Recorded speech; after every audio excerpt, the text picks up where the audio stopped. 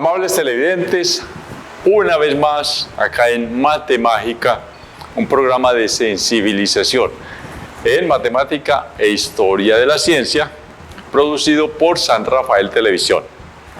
Qué bueno verlos de nuevo.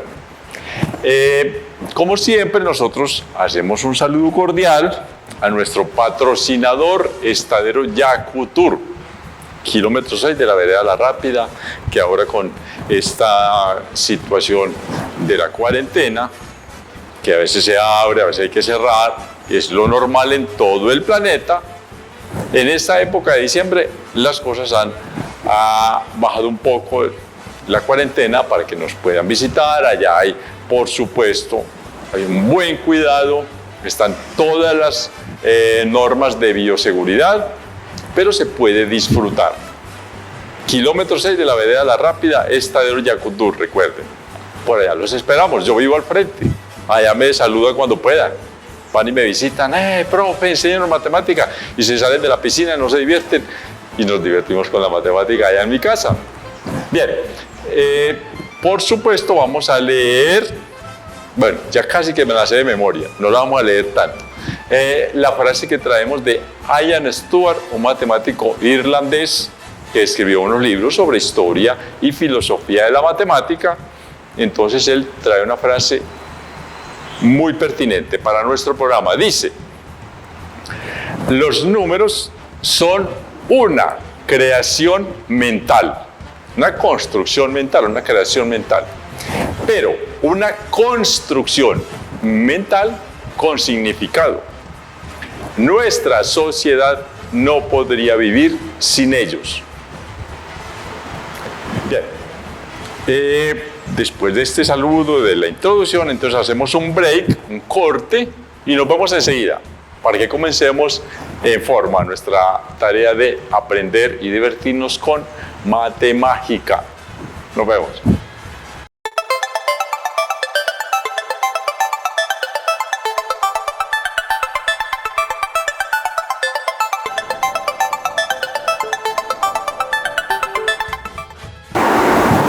Bien, amables televidentes, entonces nosotros hemos estado haciendo un repaso de nuestros más de 100 programas que hicimos en algo así como 2 años, ¿cierto? Y vamos a hacer un pequeño repaso de asuntos muy importantes. En la sesión anterior, nuestra clase anterior, en nuestra diversión anterior, habíamos estado hablando sobre la definición de logaritmo. Pues bien, sucede que esta definición, como me la enseñaron a mí, ya no se usa así, pero se la voy a recordar. Era un poco arrevesada, porque era lo que llamamos un galimatías, era como un retruécano. Esa palabra ya no se usa. Y galimatías menos, pero es como un enredito mental, un poco difícil de entender. Y yo por fin me la grabé. Vamos a ver si la digo bien. Dice: el logaritmo de un número es otro número al cual hay que elevar otro número para obtener el número dado. Me la grabé. Yo sé que la dije bien. Le repito. El logaritmo de un número es otro número al cual debemos elevar otro número para obtener el número dado. Y entonces uno queda con el número dado. Dice a mí cuando me dieron el número, ¿cierto? Por ejemplo, el número dado. Pues si un dado es una cosita con la que uno juega, un cubo con 6 números, entonces los logaritmos deben ser desde el 1 al 6, ¿cierto? Porque es el número del dado, el número dado. Yo pensaba así, porque yo era muy pequeño, yo no sabía cosas. Resulta que las definiciones las hacen para los adultos que saben mucho de matemática. Y entonces a los que no sabemos de matemática nos enredan. Y yo pensaba que era un número y que tenía que ver con algún dado. Entonces es de verdad, ojo, cuando estamos hablando de logaritmo, estamos hablando es de una base indeterminada, ¿cierto? Hemos ya hablado aquí de que esta es la base, un número, y este es un número. Esto que ponemos aquí es el exponente y nos da igual a una potencia. Entonces, cuando me dicen a mí al principio el número dado, me empiezan por el revés. Este es el número dado. Entonces, el logaritmo de un número dado, al principio me vieron haber dicho, si yo te doy un número, para yo poder al final saber cuando me dicen de qué número me están hablando, yo ya sé que es de este. El número dado es este. Entonces, dígamelo desde el principio, que ese es el número que a mí me van a dar. ¿Cierto? Ahora, las definiciones matemáticas de verdad son válidas. No están mal estructuradas. Desde el punto de vista de la lógica, dicen lo que es. El problema es que la academia y la pedagogía a veces nos ponen a nosotros, los estudiantes, cuando somos jóvenes, como yo, a los 62, el 17 de enero cumplo 62, ¿listo? Mi regalo, me lo deben. Vale, entonces, cuando uno es un joven, un niño, ¿para qué lo enredan con eso? Profe, explíqueme más despacio. No, pero es que el ministerio me dice que yo tengo que andar rápido porque si no, entonces no me pagan. Entonces, señor ministro, venga, apiádese de mi hermano. No. Señor ministro, no joda, mano. No, ubíqueme pues, ¿cierto? Porque es que el ministro es quien lo manda. Ay, presidente, entonces usted que diga al ministro que debe ser atravesado y que diga a los profesores que enseñen bien. No, es que tenemos que andar rápido. Ese es el lío de la matemática. No es que los seres humanos, cuando estamos jóvenes e inclusive en la universidad, seamos burritos, porque a todos nos meten ese cuento. No, es que a mí no me están enseñando bien. Un ejemplo, es como si me vea este porte, pobre muchacho tan flaco, anciano ya, y me van a decir que a mí me ponen a esforzarme y dentro de unos cuantos meses o años, yo de tanto hacer esfuerzo me voy a convertir como Mike Tyson. Eso es mentira. Lo mismo pasa con el cerebro y con las ideas en el cerebro. Por más que usted lo esfuerce, no puede obtener un gran matemático si no le enseña bien. Así de sencillo. Y eso pasa en casi todo el planeta. En casi todas las universidades del mundo se enseña mal. Y lo digo yo, y creo que soy el único profesor que ha dicho eso. Y me meto, mentira, no, porque a mí nadie me conoce, no me meto en un lío. Enséñame bien. Listo. Entonces, vea, tenemos un número dado. Y esto volvemos y lo repetimos al final. Y a ese número dado, para ese número dado necesitamos otro número al cual debemos elevar otro número, pues vamos a poner así, llamado base, para obtener el número del principio, el número dado. Entonces, hablamos del exponente. Eso es muy bueno que lo expliquemos, ya lo he explicado, lo he dicho acá como por cuarta vez en todos los 100 y algo de programas que llevamos, pero es que necesitamos eso, bien explicado y reforzarlo constantemente. ¿Por qué? Porque el cerebro humano es así. Hay unos poquitos genios que se la aprenden de una, pero son los genios, allá ellos, muy chévere para ellos. Listo. Entonces, ¿por qué hablamos de logaritmo cuando es un exponente? Entonces, prácticamente exponente y logaritmo son como la misma noción, son analogías, la misma noción, no son sinónimos, son la misma noción. Exponente, vamos a escribirlo así, es más o menos, digamos que es así, la misma idea de logaritmo. Lo que pasa es que cuando hablamos de exponente, hablamos cuando ya tenemos una base sobre la cual hemos aprendido a contar. Y volvemos a repetir, nuestra base ya casi en el mundo entero es del 0 al 9. Son 10, ¿cierto? Del 0 al 9 hay 10 cifras, 10 números, 10 guarismos, ya esa palabra no se usa. Del 0, el 1, 2, 3, hasta el 9.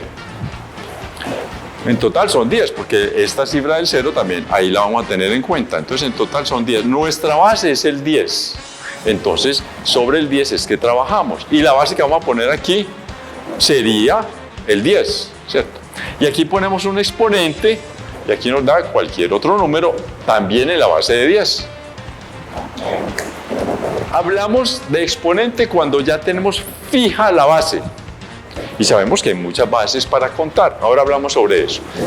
Cuando hablamos de logaritmo, entonces ya lo definimos un poco más en abstracto, porque depende de qué base vayamos a usar. Los mayas, ya sabemos, contaban del 0 al 19, ¿cierto? Los computadores entienden solamente dos cifras, el 0 y el 1, pero con 0 y 1 usted puede extender una cadena más larga y miles y miles y miles de ceros y unos. Y las computadoras son capaces de descifrar eso para interactuar con los seres humanos. En el fondo es eso. Ellos, los computadores, entre comillas, saben 0 y 1, no más. Pero con ceros y unos, muchas cadenas son capaces de que yo les pueda hablar a ustedes.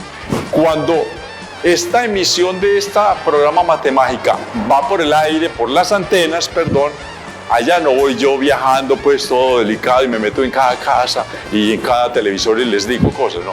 Allá va una cosa loca de ceros y unos que nadie la entiende. Si uno pudiera ver lo que va por entre esos cables, uno vería unos electrones pasando, no más. Cuando llega ya al otro lado, a cada una de sus casas, vuelvo y aparezco yo, sí, bien hermoso, bien lindo, bien inteligente sobre todo. Saben que no soy inteligente, pero soy, mientras viajo hasta sus casas, soy ceros y unos. Eso es el ser humano, ¿no? Muchachos, es admirable a dónde llega la inteligencia humana. Y a veces nos perdemos la vida pensando en que lo único bueno de la vida es pasar con placeres enormes a toda hora. Pero uno de los grandes placeres es entender toda la ciencia que ha hecho el ser humano. Ya con eso uno queda maravillado y debe gustarle. Bueno, entonces puede haber, digamos, también en ese contexto de ceros y unos, algunos programadores, alguna gente muy inteligente, dicen, vea, vamos a trabajar con paqueticos, vamos así, de 4. O sea, antes de que el computador convierta todo allá en ceros y unos, en corriente que pasa, ¿cierto? Y corriente que no pasa, electrones que pasan, o electrones que se detienen, eso es. El 0 es que no pasan electrones, el 1 es que sí pasan electrones.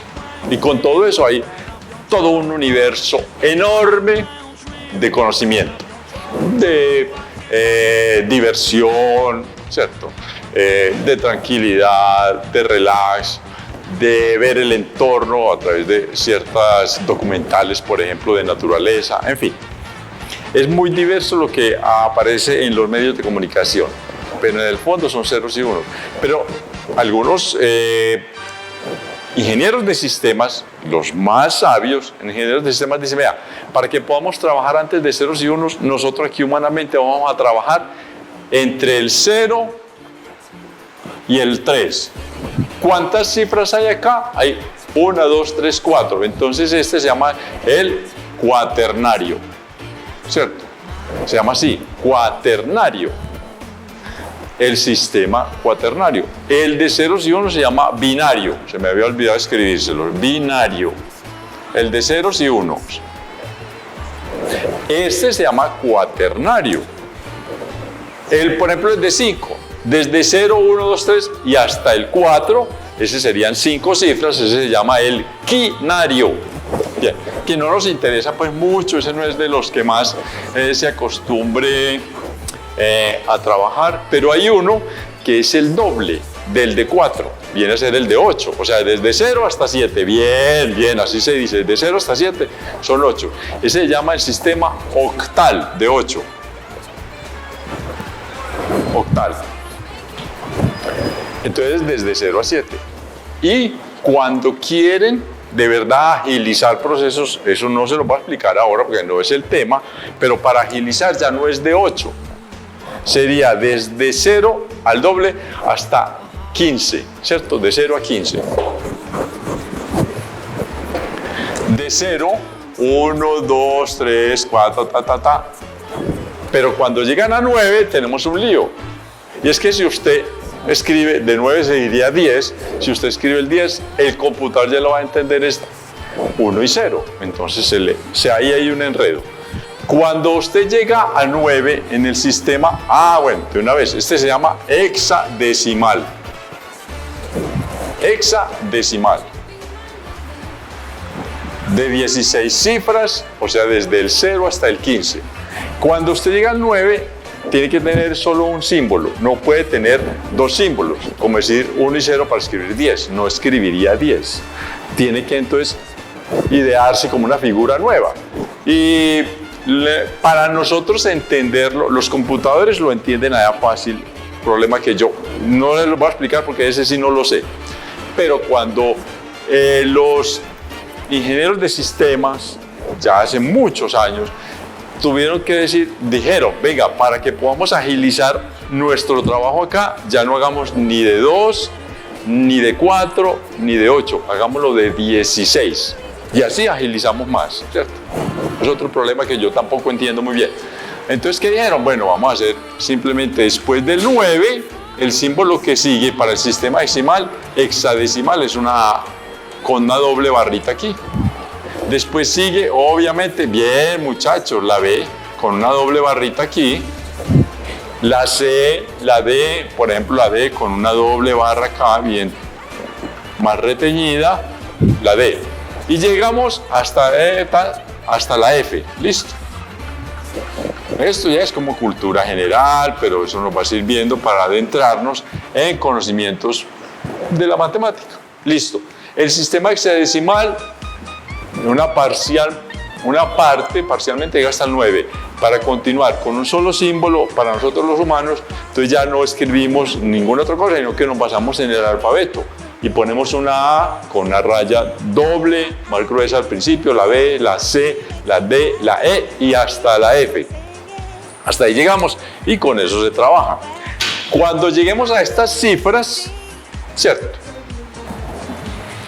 Ya nos hemos dado cuenta entonces, ya hemos entendido e intuido nosotros que cualquier número sirve de base para trabajar matemática. Nosotros, entonces repitamos, trabajamos desde hace muchísimos años, del 0 al 10, y ya eso se hizo una convención general para todo el planeta, casi. Sí, todos los humanos ya nos entendemos en matemáticas del 0 al 10, nosotros los humanos en los libros. Bien, pero como ven, entonces sirve el 2, hemos visto, sirve el 2, el 3, que no hemos utilizado, el 4, el 5 que no hemos utilizado, el 6 que tampoco hemos utilizado, el 7 que tampoco. El 7 se llama el sistema septenario, ¿cierto? Bueno.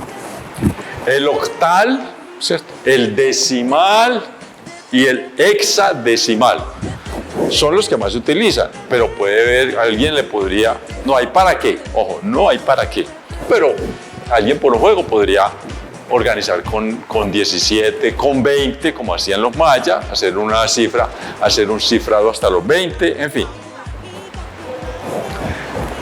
Y se dicen los matemáticos, cualquier base sirve para trabajar en matemáticas, pero, o sea, no, se dice, uno lo intuye, cualquier número, el 200 sirve, yo me invento 200 cifras, 200 simbolitos para representar 200 cifras y después las voy repitiendo. O sea, habría ya una gran cantidad ahí de trabajo, pero habría que memorizar también mucho, ¿cierto? También se complicaría, porque ya uno grabarse 200 símbolos diferentes para 200 números, aunque hay otros métodos. Bien. Pero bueno, sigamos bien, ahora les cuento una anécdota. Entonces, dicen los matemáticos que hay infinitas bases. Claro, cualquier número puede servir de base. El 20 millones, usted se graba, hace un sistema numérico que tenga 20 millones de símbolos. No hay para qué, pero la matemática da esa posibilidad, ¿cierto? Entonces dicen, ya los matemáticos intuyen que hay infinitas, así se escribe infinito, ¿recuerdan, cierto? Este es como el alfa, infinitas bases, ¿sí? El 1, el 2, el 3, el 4, infinitas bases. Pero acá, en nuestra bellísima y muy amada provincia de los bosques y de las aguas, nos hemos dado cuenta que no. Porque si usted tiene, por ejemplo, el de 4 cifras, listo, 0, 1, 2, 3. Y si usted no tiene sino, porque son infinitas, entonces todas se pueden utilizar. Si usted no tiene sino la de 1, el 0, ya. Usted con eso no puede hacer nada. No puede ni empezar no puede contar ni el primero. O sea, la base numérica 0, nos hemos dado cuenta acá, en la provincia de los bosques y las aguas, que el 0 no cabe. No sirve, usted no alcanza a contar nada. Ah, entonces ya hay uno que no sirve. Y nos hemos dado cuenta es acá. Usted va a la universidad y sin ninguno se ha dado cuenta de eso. Ah, es que aquí somos inteligentes, muchachos.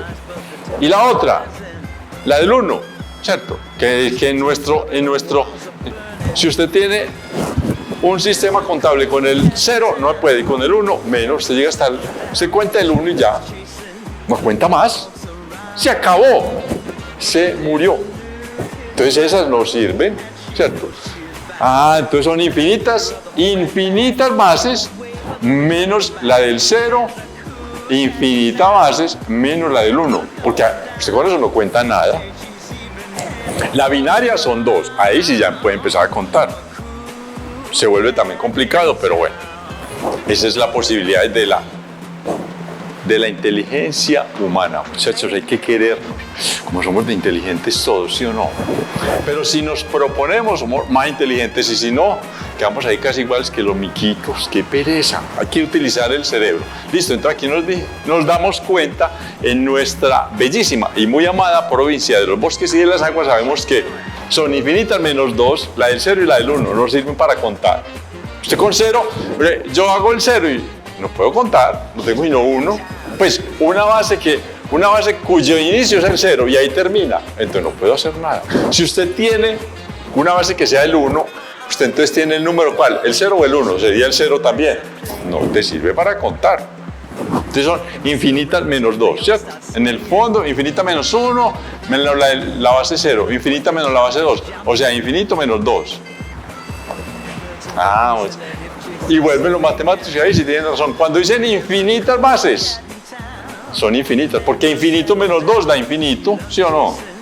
Infinito menos 2 es igual a infinito. Infinito menos 3 es igual a infinito. Infinito menos 4 es igual a infinito. Infinito menos 5 es igual a infinito. Es la única parte donde uno resta y resta y no se acaba. Donde se saca y no se echa, se acaba la cosecha. No, en el infinito no, pero esos son conceptos matemáticos. Infinito menos infinito, ahí sí quedamos locos. Infinito menos infinito, muchachos, eso ya es un concepto que yo ni siquiera lo había pensado, me ocurrió ahora. Infinito menos infinito, porque tenemos infinito menos 1, menos 2, menos 3, infinito menos 4, infinito menos infinito. ¿Sí o no? Daría 0. ¿Sí o no? Bacano pensar en eso. Y ahora otra, que me acaba de ocurrir, infinito sobre infinito. Esto nos da 1 según ciertas normas. Habría que hallar en el infinito. El infinito como concepto, ¿cierto? El infinito como concepto es un tema enredadísimo para la lógica humana. Ahí no hay lógica que nos valga. Ahí se nos acaba todo. Pero necesitamos ese concepto también. Si no lo usamos, no servimos. Y si lo usamos, nos enredamos. La inteligencia, muchachos, hay que usarla. Listo. Entonces, ya pasado este tema del logaritmo, queridos estudiantes,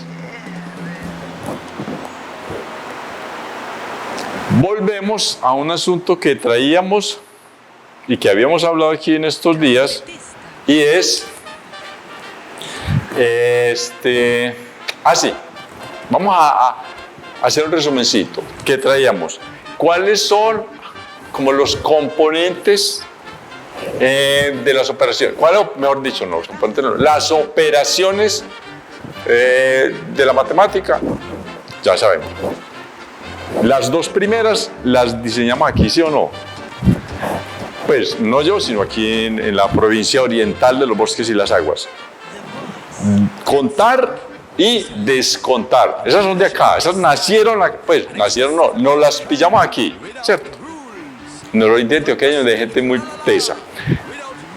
Esas, la gente va a decir que no, muchos tratadistas y muchos matemáticos y muchos lógicos van a decir que no, pero sí, porque es que contar es sumar de 1 en 1 y descontar sería sumar de menos 1 en menos 1.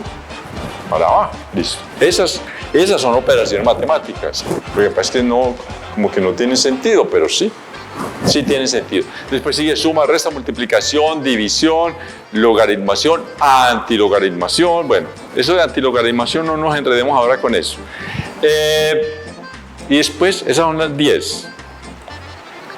Contar, descontar, suma, resta, multiplicación, división, logaritmación, antilogaritmación. Son 8. Después vienen otras que son los procesos. Los procesos, que hay 2. ¿Cierto? Porque ya son, en los 2 procesos que siguen, usted utiliza todas las herramientas anteriores de suma, resta, multiplicación, que se llaman, y ya lo hemos dicho, esto lo estamos repitiendo, derivación, pero sí es bueno que nos detengamos en este momentico, e integración. La derivación y la integración son 2 procesos también que se conocen como inversos y que ya sabemos que las operaciones no son tan inversas, o sea, que esta es la contraria de la otra.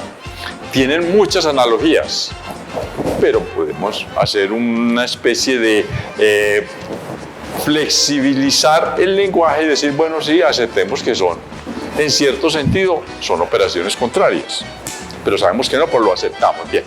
La derivación y la integración también son contrarias. De derivación no me voy a poner a trabajarle mucho, pero sobre integración vamos a dar una noción más o menos aproximada, muy básica, para que cuando usted le diga al profesor, bueno muchachos, vamos a la clase de integrales, ustedes ya tranquilos, el profesor los mira así de reojo a ver si los asustó, y ustedes todos tranquilos, listo profe, hágale. El profesor, ya ustedes le corrieron el tapete al profesor porque él quería asustarlos y no lo asustó porque ustedes ya saben más o menos de qué trata integración.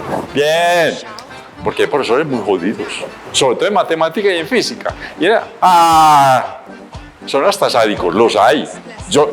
Yo me eduqué con profesores sádicos que les gustaba verlo a uno sufrir. Y uno, claro, si uno no entiende, si a mí me meten aquí un bulto de 100 kilos, claro que yo me despachurro, ahí quedó sembrado. Y el profesor se ríe. Ay, no es capaz con 100 kilos. No, claro que no, hombre. Y así son los profesores. Este man no sabe qué es el concepto de integración. Estos muchachos, se voltean, todos alegres, todos elegantes, no saben nada. Cuando él era joven tampoco había un pepino. A mí me chocan mucho los profesores. No por mí. Yo ya los perdoné, yo ya estoy tranquilo, mi mente y mi alma ya están tranquilas con los profesores. Pero la humanidad en el planeta necesita profesores más humanos, sobre todo en ciencia y en matemática. ¿Listo? Vale, entonces es bueno que nos detengamos en integración. En derivación no les voy a hablar, no he dicho nada sobre eso, pero es la operación contraria de la integración y es más básica. Conceptualmente está primero la derivación que la integración, conceptualmente, ¿cierto? Suma, resta, en ese orden. Lo que pasa es que en la historia, los que empezaron a hacer trabajos sobre integración, que ni siquiera la llamaban así, pero que más o menos, se la pillaron primero que las derivadas. Antes que hacer derivadas, el ser humano hizo integración, el concepto más avanzado. Empezaron como por el revés, pero así son las cosas, ¿cierto? Listo, vamos a hacer. Habíamos dicho, usted tiene un cuadrito acá, allá, mira. Usted tiene un cuadro y es muy fácil ubicarle el área, ¿cierto? La integración tiene que ver con áreas y con volúmenes. A veces se le olvida, pero vamos a trabajarlo aquí con áreas. Entonces usted sabe cuánto mide por aquí por el lado y cuánto mide por acá por el lado y que es una especie de baldositas. Pone las baldositas todas igualitas. Aquí me quedaron muy mal porque estamos en un método artesanal y yo estoy un poco a las carreras, pero listo. Baldositas. Y usted halla el área o las mide y halla el área fácil. Pero si usted tiene una figura no tan armónica, un terreno, un lago, hemos puesto aquí un lago así de esta manera, ¿y usted cómo hace para hacer eso? Un modo, vamos a hacer un cuadro grande, vamos a hacer, digamos, bueno, no nos va a salir un cuadro, pero digamos que sí nos puede salir un rectángulo. Velo acá. Vamos a hacer este. Que ahí me cae. Vamos a hacerlo de otro color. Vamos a hacerlo en otro colorcito a ver si mejoramos esta exposición. Qué pena, vamos a borrar acá. Perfecto, vea qué dedo tan mágico. el dedo mágico del profe Giraldo. Vamos a hacer acá, que me permite un cuadrado. Vamos a hacer este. Y hacerlo acá. Ojo, la integración sirve para áreas y volúmenes. Vamos a estudiarlo acá básicamente con áreas. Y con los volúmenes ya ustedes lo aprenderán dentro de 500 años, muchachos, ¿sí o no? Bien, hacemos unos cuadraditos, vamos a hacerlo así, digamos que de acá, y lo dividimos para poderlo medir, ¿cierto?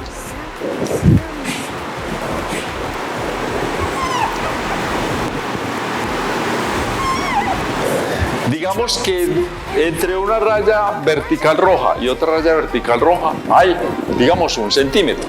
Pongámoslo así, esto mide 1 centímetro. Entonces aquí, ¿cuánto habría? 1 centímetro, 2 centímetros, 3 centímetros.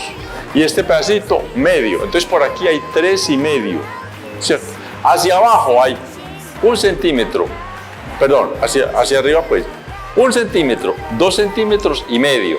Entonces tendríamos acá 3,5, 3,5 de largo, ¿cierto? Y aquí de ancho tendríamos 2,5 de ancho, ¿cierto?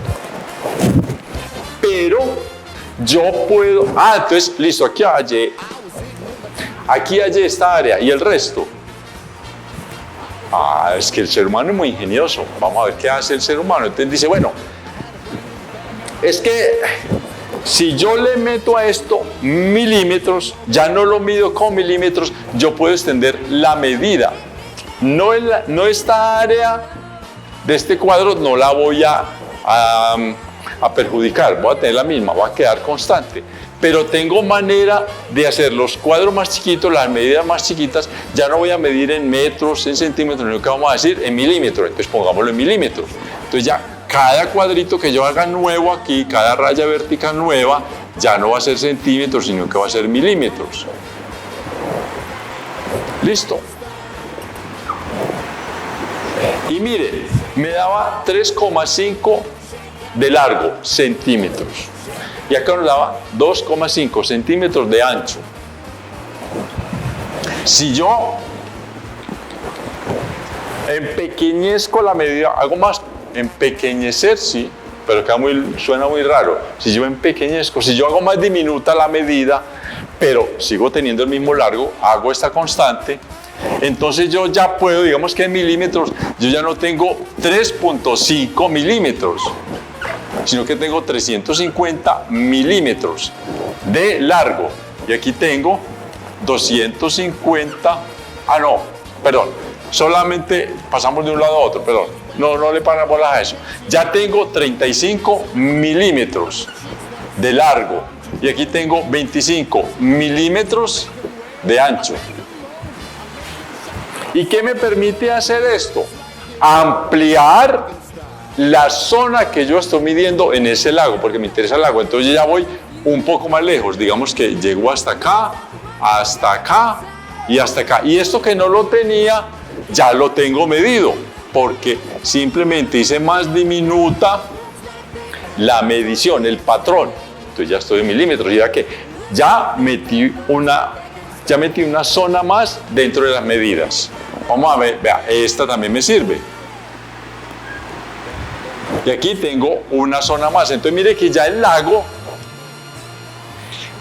me he comido, digamos así, me he comido un poco más de ese lago para poderlo medir. Me falta estas, ¿cierto? Y aquí miren todas las nuevas que obtengo, simplemente porque reduje la medida, entonces ya me caben más patroncitos, más pequeños, pero siguen siendo en el fondo la medida tradicional del cuadrado.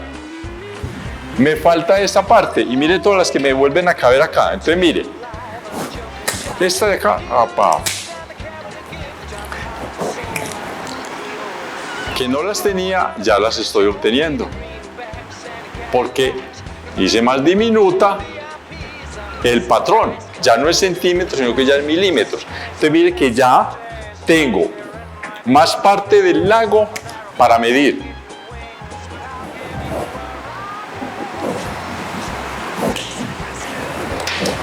Y aquí me caben otras.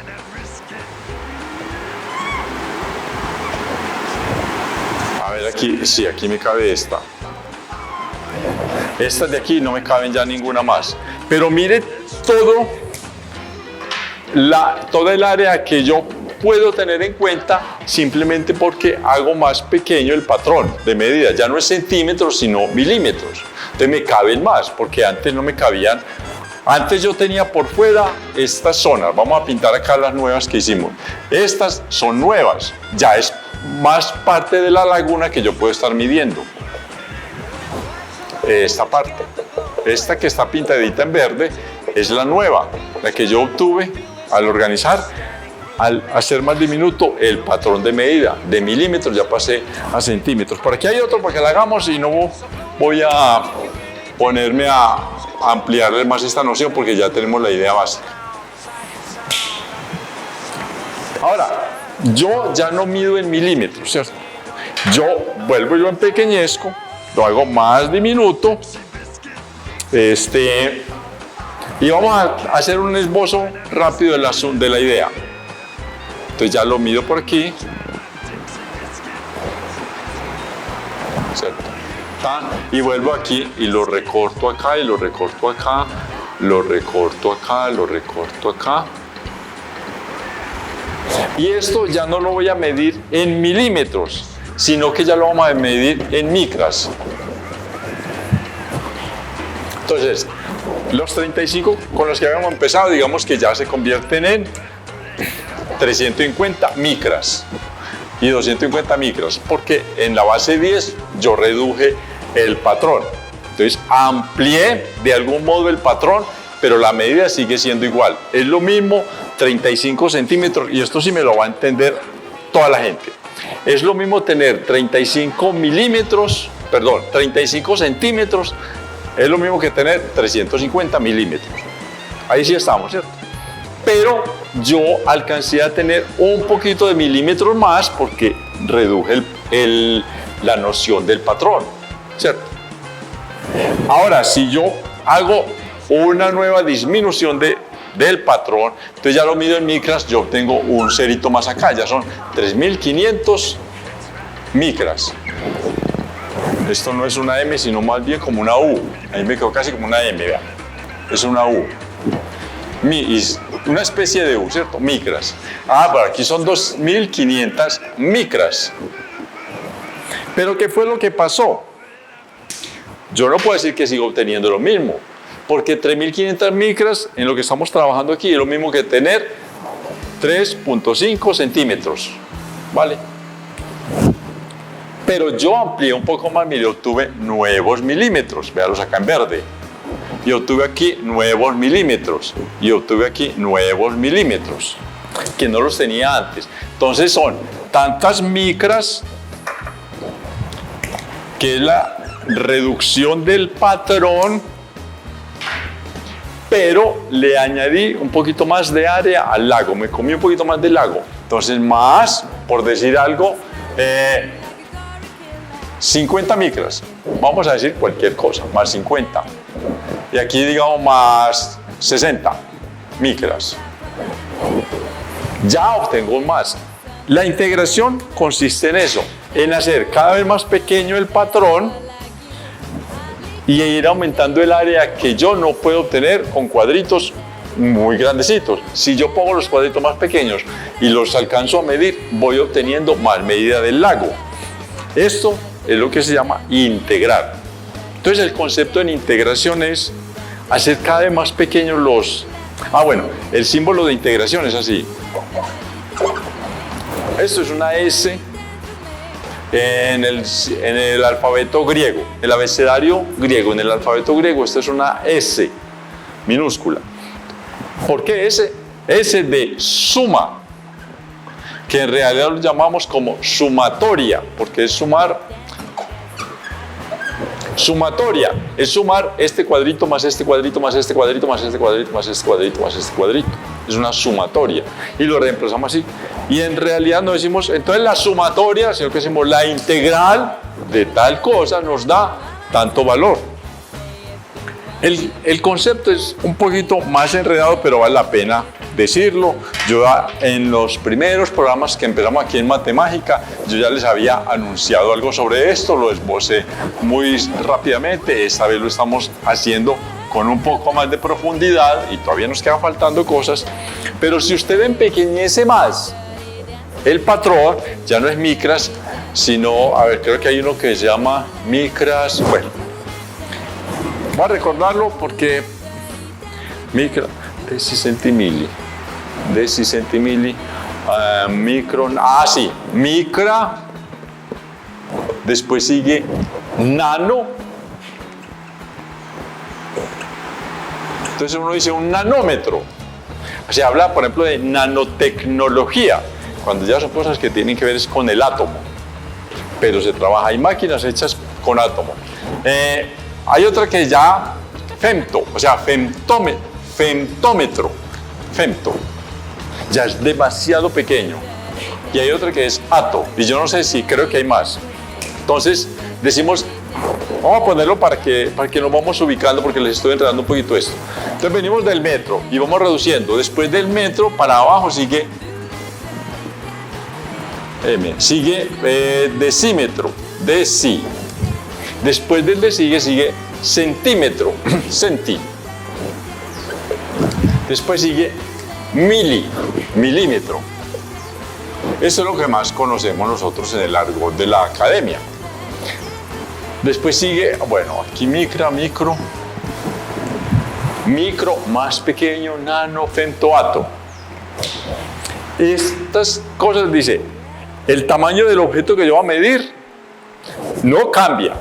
Yo voy a cambiarse el patrón en el que voy a medir. Es lo único que cambio. Y si yo hago el patrón más pequeño, me caben más cuadritos de esa medida de ese patrón, ¿cierto? Más cuadritos, porque son más pequeños, entonces me meto más allá en esa curvita. Vamos a hacerlo acá. Otra vez. Si yo hago esto y hay un cuadro grande, bueno, aquí lo hice un poquito mal, pero bueno, vamos a hacer esta. Con mi hiperborrador de carne, vea, ¿cierto? Fue tan vulgar lo que acabé de hacer, hombre. Ay, me disculpa, gente. Y aquí yo tengo una curva. Si yo reduzco el patrón así, en la medida más pequeña, no pasa como que nada. Si yo lo reduzco más todavía, de pronto todavía no me pasa nada. Pero si yo vuelvo y hago otra reducción, vamos a hacerlo así, abreviadamente. Aquí sí me cabe otro cuadrito aquí, otro cuadrito aquí. Bueno, me están quedando mal los cuadritos, pero ustedes... Mire que yo me como un poquito más de esa área, porque reduje la medición, el patrón de medida, pero el objeto sigue siendo el mismo. Lo que pasa es que me puedo meter en una curvita más, si reduzco el patrón. De eso se trata las tales integrales. Básicamente, pues, ¿cierto? Básicamente. Esta es la idea de las integrales. Poder obtener un poco más de espacio en el que yo me pueda meter para hacer la medición. ¿Cómo? Reduciendo el patrón. Vale. Entonces, en la idea de las integrales, hay lo que llamamos en fórmula, lo que llamamos en matemática como unas fórmulas, ¿cierto? Una curva, eso lo vamos a ver más adelante enseguida. Yo creo que ya en el otro programa, porque ya este se nos está acabando, pero vale, le damos ahí pendiente. Yo tengo acá en las integrales una curva, digamos que esto es x, la curva que la vamos a ver mejor, una curva de x al cuadrado, ¿cierto? Yo tengo acá x al cuadrado y otras cositas, no importa. Lo que yo debo hacer para medir, entonces yo puedo hacer en la medida más pequeña, cada vez más pequeña, ¿cierto? Vamos en ato y más pequeña, más pequeña, más pequeña, hasta que tenga a los infinitesimales, ¿cierto? Entonces se dice que es hasta el infinito, que vaya hasta el infinito. Bueno, el infinito no se pone ahí. Pero si yo tengo una medida hasta el infinito de pequeña, no, se llama realmente, técnicamente es infinitésimo.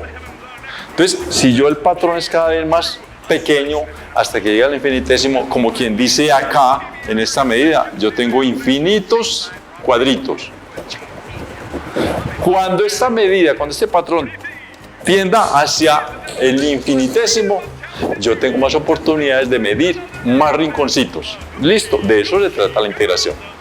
Y amables televidentes, esto lo voy a mejorar la explicación de esto de las integrales ya en nuestro próximo programa la otra semana.